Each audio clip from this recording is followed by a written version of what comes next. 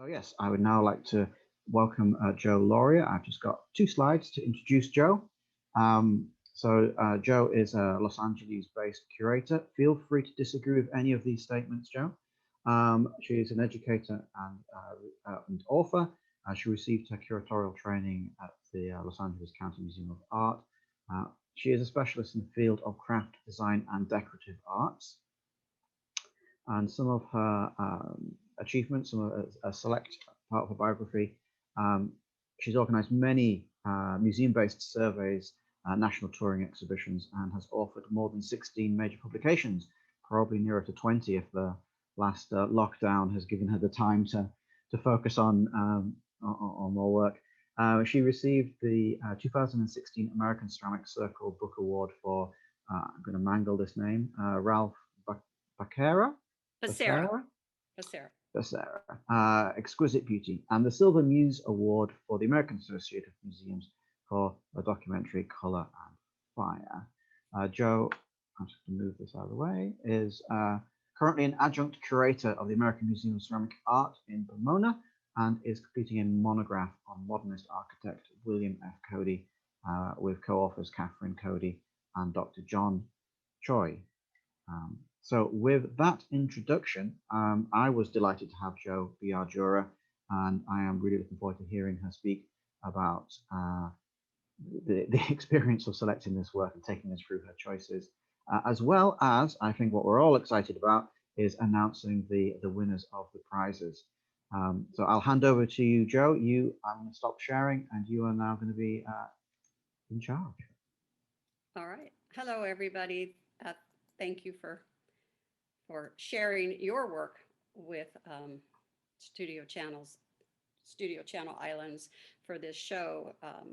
It was always a challenge to jury an exhibition by digital means.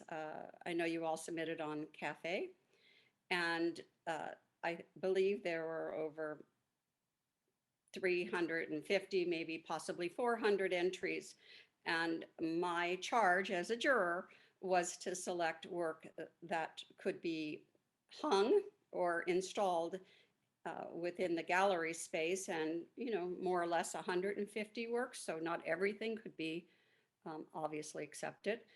Also, I had to keep in mind that this was collector's choice, and not familiar with this event.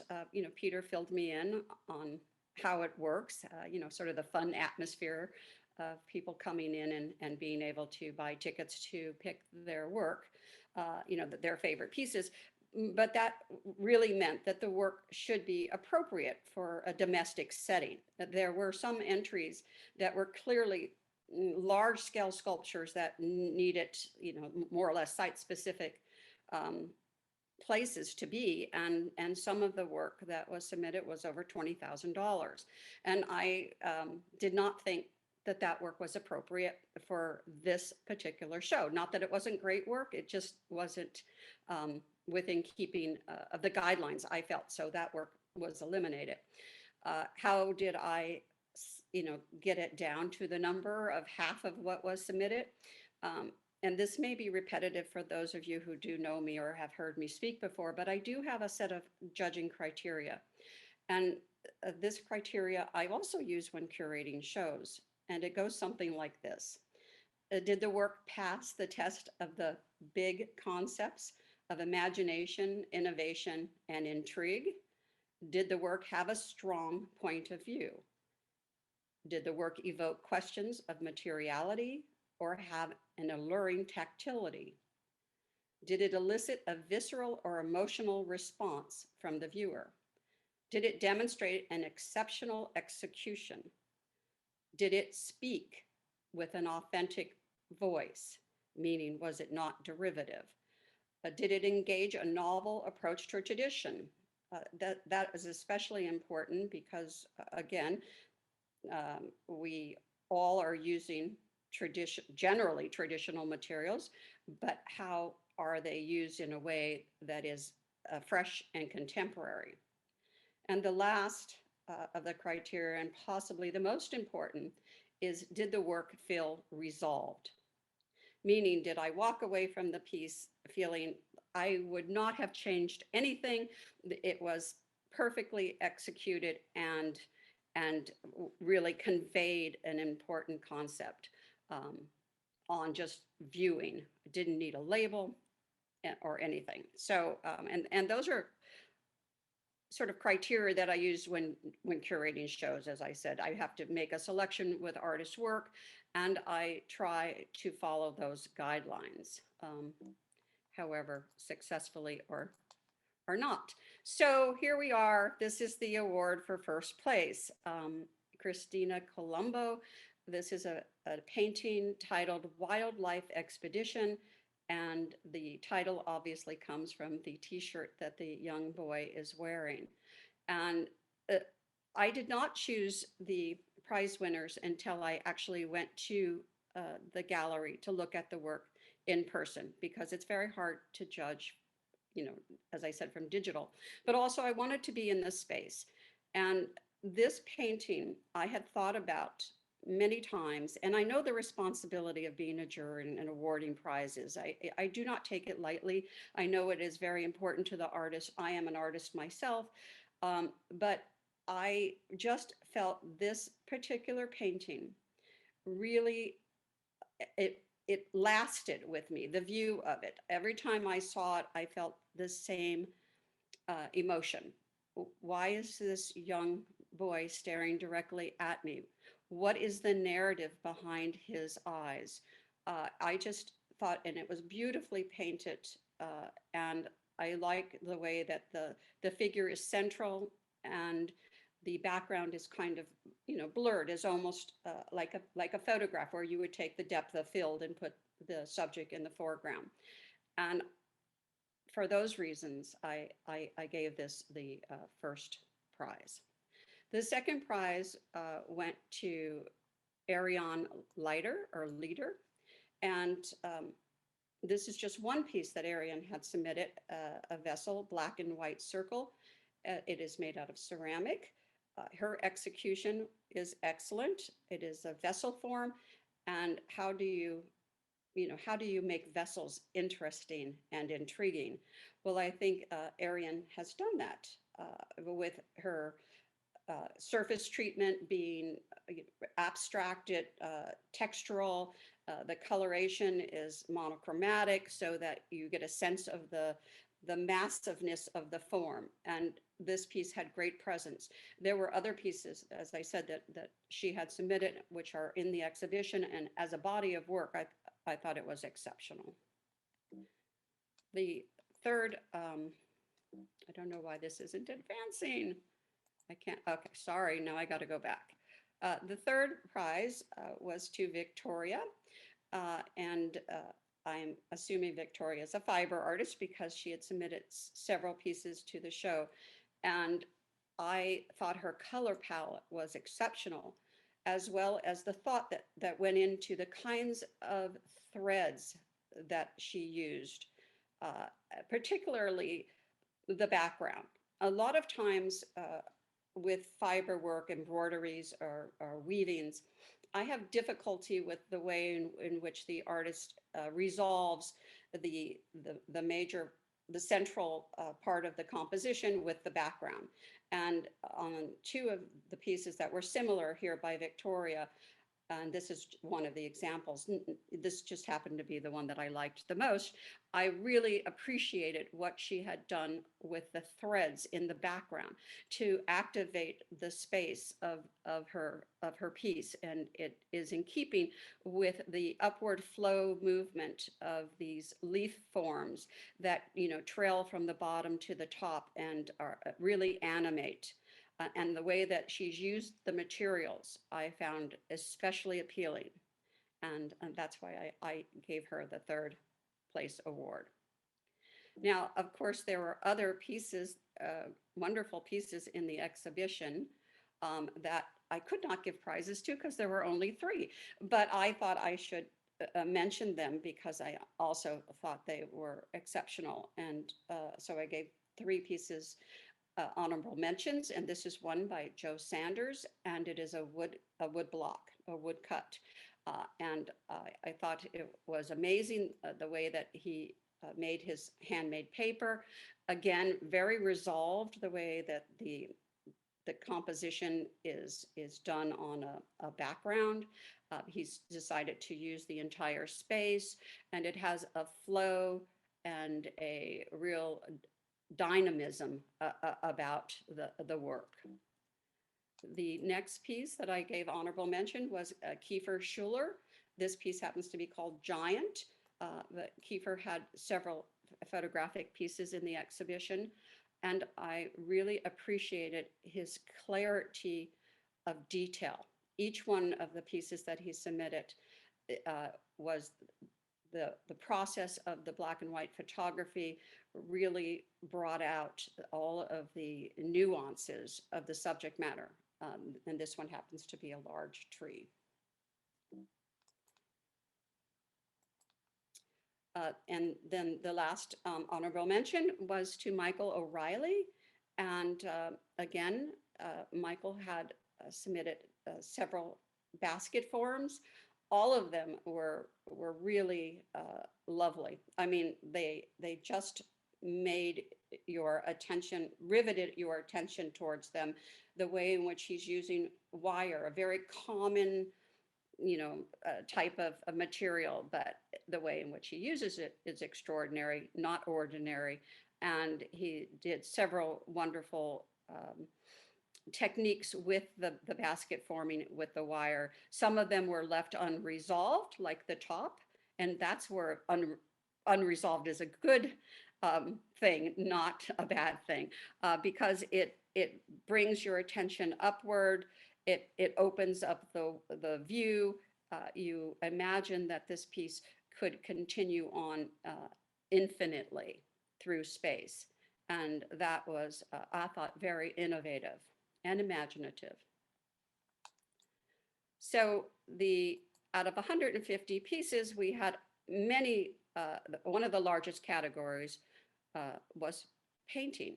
And there were paintings in oil, acrylic, ink, and watercolor, and they represented portraiture, abstraction, landscape, and even text-based designs, and they presented a very rich category. Here is a painting by Jabril Haymond, and these two portraits were, again, stunning in the way in which they had an emotional resonance. The figure, the portrait on the left by Laurel and the one on the right by Gail Fulton Ross really do elicit your emotion and want you to think about, what's the story behind their eyes, or in this case, behind the man's hat. This one, of course, was overt. This was I thought when I saw it in slide, it was going to be a large, rather large painting, which of course would have been overwhelming in someone's house, but the scale is not so large. And it's power packed in the size that it is. And it's called My Frustration. And I thought that the way in which this is framed, the emotion that is being emitted, and the way in which the lines were, sort of merged together to feel like skin in the painting was really well done. There were some oil paintings that had different materials as well as oil, and I really appreciated the materiality of these paintings, such as these two, where you really get a sense of the building up of the oil or the acrylic and the charcoal, and the compositions were really well resolved. Again, a materiality, this piece by Melissa McKellen, it felt really, very much like a view almost through a window that, is obscured. It's abstract, but yet the way in which she manages to focus on certain shapes against a a mottled background was really well executed. And I found these two paintings to be of great interest. D. Truthsayer, don't know if that's the real name, but it's certainly an interesting name. This one was figurative, that was, the figures are caught in sort of this webbing, and the one by Arlene is more biomorphic, abstracted, you know, I guess just blobby sort of pieces that are also caught in some sort of web that, you know, both of them are trailing over the canvas, and that those caught my eye. And lastly, in this category are the text-based works, and there are three of them in the exhibition, and they all say the same thing. Do you know what I mean? And they have this Neanderthal type figure, you know, sort of slumping around within the text, and beautiful decorative backgrounds. And I thought this was a great use of graphics, and the precision in the painting here was exceptional. The next category I would call was the craft based work, and the craft disciplines are well represented in this exhibition, and I found them engaging and some of them provocative. This piece by Mary, I approached it, and of course it has a come hither look to it, and as you get closer, you notice that there's a rabbit on the woman's head. So we are being told some narrative that we don't know what it is. It's intriguing, and that, of course, piques my interest. This piece by Patsy Pitts were two clowns, which in the exhibition were separated, and I particularly like this work because I feel it has a very authentic voice. The clowns are not like any clowns I've ever seen, and they're, like all clowns, are somewhat humorous, but also menacing. And I thought the way in which the glazes were used was, again, experimental and inventive. There were works that were constructed that I thought were very well done.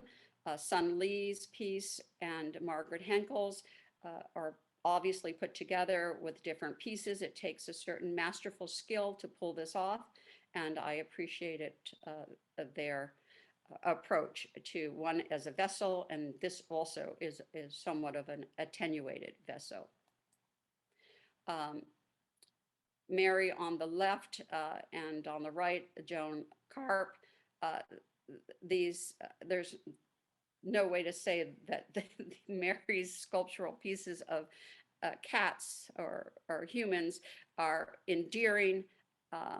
They also sort of question our relationship with the animal kingdom in which we live and habitate. And I thought they were very expressive.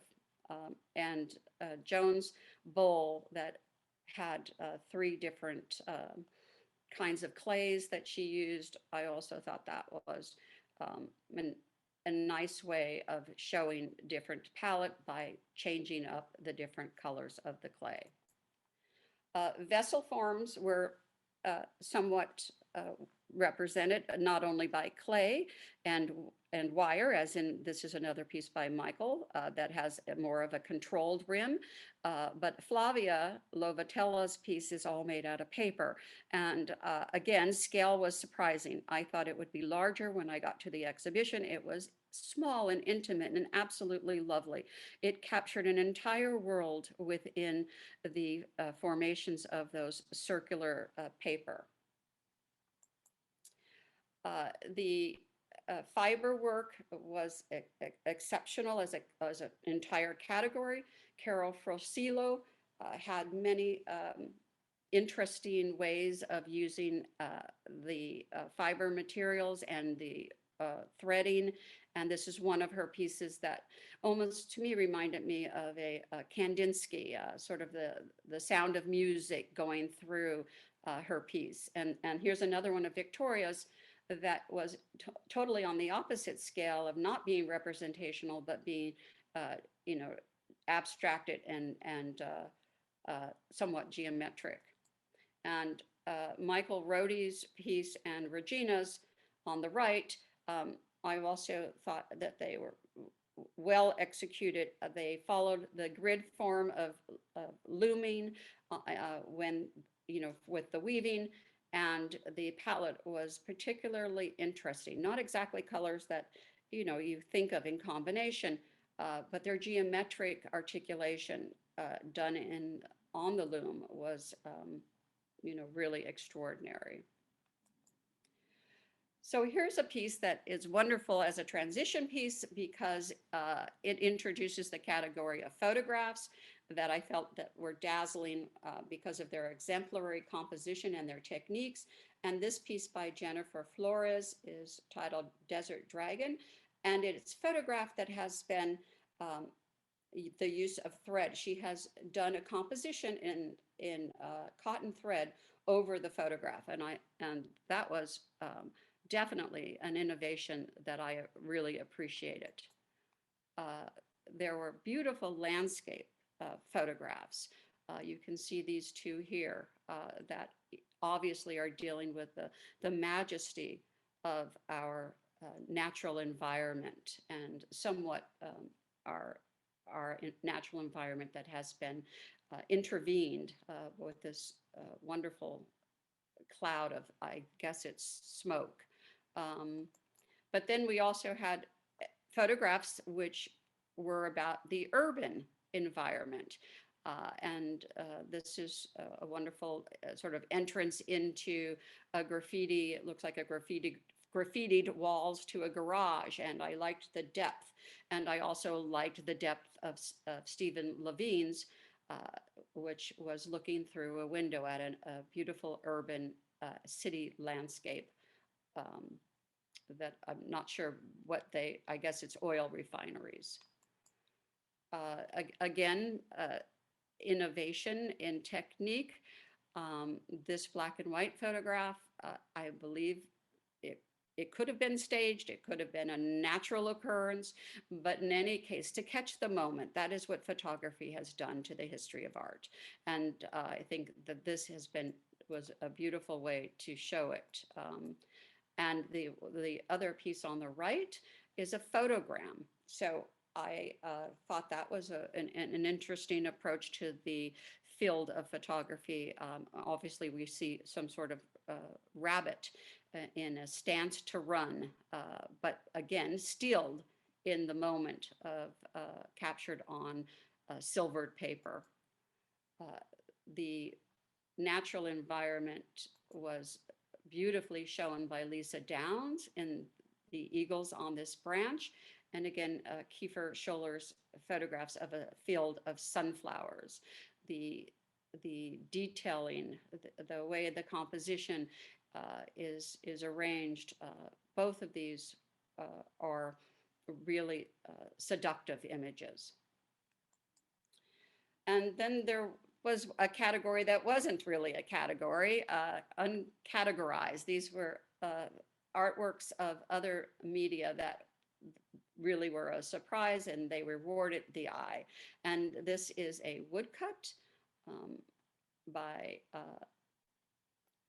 Molly Doctrell, and it is about cactus. And I thought that the way in which she's done this wood block so that the really dark areas are very prominent, and then she's left some areas unmarked, so you get a sense of wide and open spaces behind the cactus, as you would if you were looking at them in a desert. This ink drawing on paper by Cabana Collard really felt very much like the beginning of modernism, or even surrealism, where things are juxtaposed that, you know, don't have necessarily an association, but there is a balance and harmony in her drawing. And Jack Bordnick's piece, I found really surprising.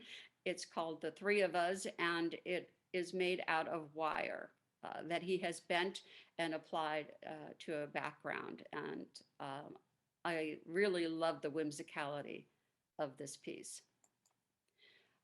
Other pieces that were wood blocks that I thought were really intriguing and showed the use of materials and tools in a very skillful way was this piece by Alexis Hill and another one by Joe Sanders, which all had to do with the looking into coral. Um, the use of the tool for carving into the wood, you can see how very different these two artists have approached their materials and their methods and what results from their skilled technique to wood carving. And then there was a category, because we are, of course, in the 21st century, that had to do with digital ink prints and digital collages.